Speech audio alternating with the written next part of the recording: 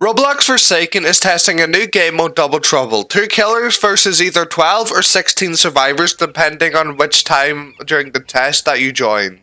Double Trouble flips the effectiveness of a lot of the killers, so today we're going to be talking about which ones went from good to amazing, which ones went from good to awful, and which ones went from bottom 1 to top 1. Like, subscribe, anyways, let's get into the video. Coming in dead last we have Nolley. Nolley's is not really built for this mode at all. Void Rush might sound scary because of how many survivors are on the map, but at least one of them is going to be a sentinel always ready to stun you out of Void Rush. With it being your big damage move, it's like, why not just use something like Walk Speed Override where you don't need to win double 50-50s to do your damage? Nova is still a good fine option, but like it doesn't really cut it considering the entire goal you should have is to have synergy between you and your teammate to be able to actually wipe lobbies easy. And just to cover everything else, Observant doesn't do anything for your teammate unless you're running double Nolley, which is like the worst possible combo in this mode. He doesn't have a piercing M1 and it only does 25 total damage, not 28 total damage like most other killers. In Double Trouble, Nolley really gains nothing, and everything that was already annoying about him just kinda got worse. Last place is very deserved for Nolley. For number 6 we have John Doe. John Doe fans are obviously gonna hate this. I wish I didn't have to put him this low. I'm a John Doe main myself. Of course I'm also a John Doe cool kid Nolley Nosadu main, but we don't talk about that. Anyway, John Doe's best gimmick in Double Trouble is 2 John Does locking down some entire maps with digital footprints and spikes. It sounds really strong, but then you have to consider the fact there's other things other killers can do that's just stronger than trapping an entire map. Like, that might sound crazy, but when it comes to Double Trouble, command grabs are really the name of the game. Why would you want to double zone when you can just have something like Nosadu blood hook the survivor and then the other killer come in and hit them with like 5 M1s? The lack of command grab just really sells him here because trail is a good way to get damage on all the survivors, even the ones you aren't chasing that are hovering around you.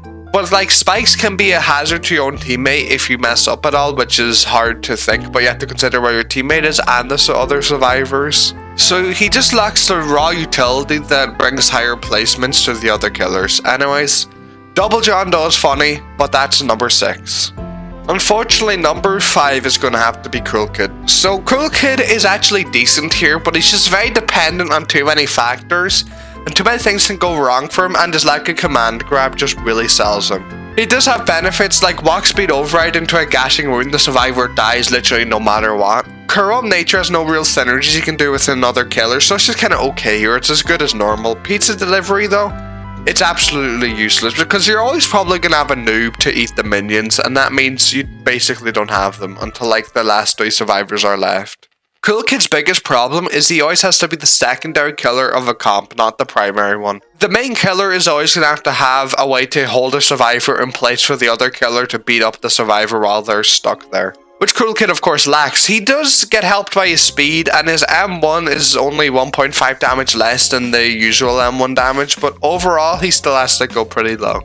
I sure do hope everyone is still watching because everyone's probably not going to like this one. Number 4 is kind of has to be 1X.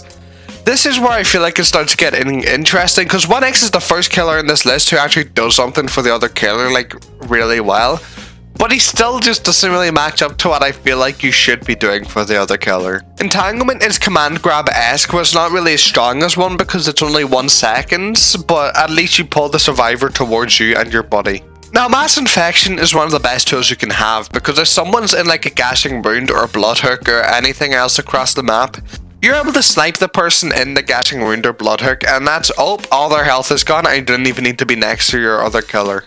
And Rejuvenate the Rotten of course gets a buff here because more dead survivors, more zombies, more of a snowball. The things holding 1X back mainly is a slow run speed plus the fact Entanglement is the worst way to hold this survivor in place. And as you'll see, the top 3 all have one thing in common. Anyways, moving on. The thing you're going to notice in common with the entire top 3 is that they're all going to have a command grab. Anyways, coming in at our top 3 spot we have Slasher. Maybe the biggest glow up a Slasher will ever have in any mode ever, even better than Friday the 13th where he was still able to be sandbagged. Slasher's biggest weakness in normal gameplay is teamwork. When the other survivors are around him helping the guys chasing, he can't do anything about it. But when there's another killer there, this changes drastically. The other killer provides enough support for him to be able to do his job and do it efficiently. That means his biggest weakness is just undone by this fact alone, allowing Slasher to focus on what Slasher does best. And a big nasty part he has is if he hits a gashing wound on a survivor, that survivor's just kinda dead. There's no counterplay to it. The other killer comes in and runs them while they're in the animation and they're gone. So like the command grab, the single target pressure, the speed, all of it, it all works in his favor. He'd be higher, but like the other two just simply outperform him. Anyways, moving on. From second worst to second best, number 2 we have Nosadu. Nosadu is honestly basically designed for Double Trouble, even if that of course wasn't the intention. Hunter's Feast makes it so basically every killer in the game has a 30 plus damage M1. And with all the chaos going on in Double Trouble, it actually allows him to stealth using this a lot more effectively. And Cataclysm's actually better than Corrupt Energy in this because even if you fuck up and block off your teammate, at least your teammate can just run through it instead of being completely stuck behind a wall. Ascension does its job like normal, nothing special there, but Bloodhook, you actually have to try fill the Bloodhook minigame as a survivor not to die to it. Once you get grabbed by Bloodhook, the other killer has like infinite time to spam M1s on you and you're just dead. There's nothing you can do. Only person who can live it is 2-time if they have their ritual placed. The entire kit is just always going to complement what the other killer has. Like, Hunter's Feast makes Walk Speed Override deal close to 60 damage in a single move. Like, that's insane, bro.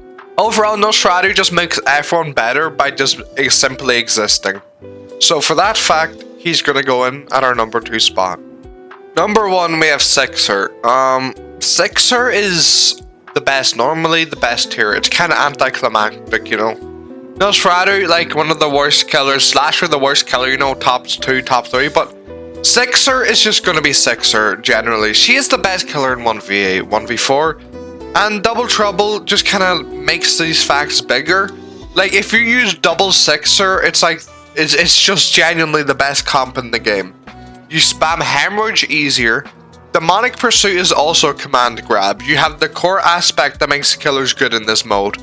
Double Blood Hunt is unstoppable, like what the hell. Piercing M1s like Slasher has. Reduced status effect duration, meaning that the status spam that comes from Double Trouble isn't as big of a deal. You have no real bad matchups, you work well with Nosadu, you work well with Slasher, you work well with basically everyone. You're fast, you get like 30 run speed by using your abilities. Nothing else to say, it's kinda hard to say anything that's not obvious. Shhhh is the best. Yeah. It's kind of boring. Like, I have nothing to say. It's just, it is what it is. See ya.